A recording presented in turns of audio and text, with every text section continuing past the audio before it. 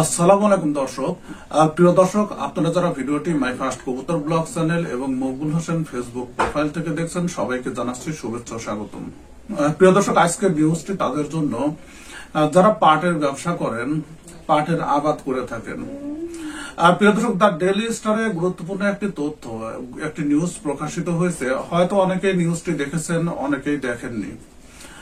সেখানে গুরুত্বপূর্ণ কিছু তথ্য তুলে ধরা হয়েছে, অর্থাৎ পাট রপ্তানি সংক্রান্ত। এই যে দীর্ঘদিন ধরে বিদেশে বাংলাদেশ থেকে পাট রপ্তানি হচ্ছে, পাটজাত পণ্য এছাড়া কাঁচা পাট কি পরিমাণ রপ্তানি হচ্ছে এবং রপ্তানি ঊর্ধ্বমুখী নাকি সেখানে ধস নেমেছে, এই সংক্রান্ত গুরুত্বপূর্ণ তথ্যই কিন্তু তুলে ধরেছে দ্য ডেইলি স্টার। প্রিয় দর্শক, আসুন এই গুরুত্বপূর্ণ তথ্যগুলো আমরা জেনে নেই যে সেখানে কি বলা হয়েছে। প্রিয় দর্শক, এখানে যে হেডিংটি করা হয়েছে রপ্তানিতে টানা পতন, তার মানে এখানে রপ্তানি অবশ্যই ঊর্ধ্বমুখী না, এটি নিম্নমুখী হয়েছে এবং বলা হচ্ছে যে পাট শিল্পে বড় ধাক্কা। বর্তমানে সেই বিষয়টি আমরা দেখতে পাচ্ছি এবং কি পরিমাণ রপ্তানি হচ্ছে এবং কি পরিমাণ গত বছরের তুলনায় কম রপ্তানি হয়েছে পাটজাত পণ্য এবং সুতা, সেই সংক্রান্ত গুরুত্বপূর্ণ তথ্য আপনি যদি পাটের ব্যবসা করে থাকেন তাহলে আপনাকে জানতে হবে এবং ডেইলি স্টার সেই তথ্যগুলো কিন্তু তুলে ধরেছে। প্রিয় দর্শক, আসুন দেখি। এই নিউজটি প্রকাশ হয়েছে 15 ডিসেম্বর, গতকালকে। বলা হচ্ছে যে আপাত দৃষ্টিতে রপ্তানি বেড়ে যাওয়ার লক্ষণ নেই, অর্থাৎ বর্তমানে যে অবস্থা বিরাজ করছে তাতে রপ্তানি বৃদ্ধি পাওয়ার কোনো সম্ভাবনা তারা দেখছে না। এবং বলা হচ্ছে যে দেশে বাধ্যতামূলক পাটের মোড়ক ব্যবহারের আইন বাস্তবায়নের গতিও ধীর, অর্থাৎ এর আগে আমরা দেখেছিলাম যে যেসব পণ্য, নির্দিষ্ট কিছু পণ্য যেগুলোকে পাটের মোড়ক ব্যবহার করতে হবে, সেটিও কিন্তু বর্তমানে আমরা ধীর গতি দেখতে পাচ্ছি।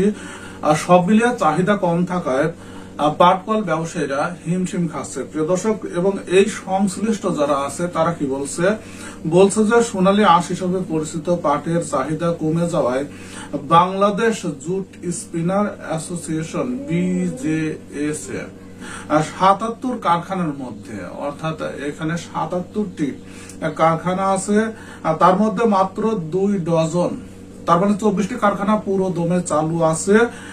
এবং এখানে যেটা বলা হচ্ছে যে তারপরও পাটের সুতা উৎপাদন কমেছে 40%, তার মানে আগে যা উৎপাদন হতো তার থেকে 40% কমে গেছে। এখন কেন কমেছে সেই বিষয় সংক্রান্ত তথ্য কিন্তু দ্য ডেইলি স্টার তুলে ধরেছে। BJS এর chairman Tapas Pramanik the Daily স্টারকে বলেন যে এ খাতে অবস্থা খুবই খারাপ। আমরা অনেক চেষ্টা করছি, হাতে গোনা কয়েকটি কারখানা এখন ভালোভাবে চলছে, তার মানে কারখানাগুলো কিন্তু বন্ধ হয়ে যাচ্ছে। এখন বন্ধ হওয়ার কারণটা কি? তার কারণ হলো যে আন্তর্জাতিক বাজারে সুতার যে চাহিদা, যে দামটা, সেই তুলনায় হাট বাজার গুলোতে বা যারা পাট বিক্রি করছে, যারা কিনছে, বেশি দামে কেনা বেচা হচ্ছে। আর যেহেতু কৃষকের হাত থেকে এই পাটগুলো চলে গেছে সরাসরি স্টকারদের কাছে, তারা তাদের চাহিদা মতো দাম না পাওয়া পর্যন্ত তারা এই পাটগুলো কিন্তু সেল করছেন না, তার মানে তাদের কাছ থেকে কিনতে হলে বেশি দামে কিনতে হচ্ছে। বলা হচ্ছে যে পাটের সুতা এই খাতের প্রধান রপ্তানি পণ্য, তার মানে পাট এবং পাটজাত পণ্যের মধ্যে পাটের সুতাটাই বেশি রপ্তানি হয়। 2020-21 অর্থ বছরে প্রায় $800 মিলিয়ন পাটের সুতা রপ্তানির পর থেকেই চালান কমছে, অর্থাৎ এই যে 2020-21 অর্থ বছরে $800 মিলিয়ন কিন্তু পাটের সুতা রপ্তানি হয়েছিল। এবং বলা হচ্ছে যে কাঁচা পাটের দাম বেড়ে যাওয়ায় পাটের সুতার দাম বেশি, তাই অনেক বিদেশি ক্রেতা তুলার সুতা ও পলিপ্রোপিলিনের দিকে ঝুঁকছে। তার মানে পাটের সুতার যেহেতু দাম বৃদ্ধি পেয়েছে, এটা তারা বাদ দিয়ে পলিপ্রোপিলিনের তৈরি যে সুতাগুলো আছে এবং তুলা দিয়ে তৈরি যে সুতাগুলো আছে তারা সেই দিকেই ঝুঁকছে। এবং বলা হচ্ছে যে রপ্তানি উন্নয়ন ব্যুরো EBP তথ্য বলছে 2023-24 অর্থ বছর শেষে এই প্রাকৃতিক সুতা থেকে সামগ্রিক রপ্তানি আয় $492 মিলিয়ন নেমে এসেছে। তার মানে কোথায় $800 মিলিয়ন ছিল, এখন মাত্র $492 মিলিয়ন রপ্তানি হয়েছে, অর্থাৎ এই যে 23-24।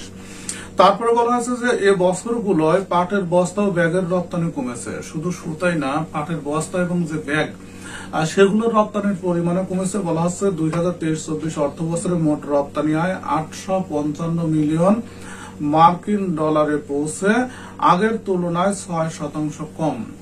অর্থাৎ এই যে পাটের বস্তা এবং ব্যাগ রপ্তানি হতো, সেটা আগে যা রপ্তানি হতো, রপ্তানি হয়েছে $855 মিলিয়ন, কিন্তু আগের থেকে 6% কম রপ্তানি হয়েছে, তার মানে সেটাও নিম্নমুখী।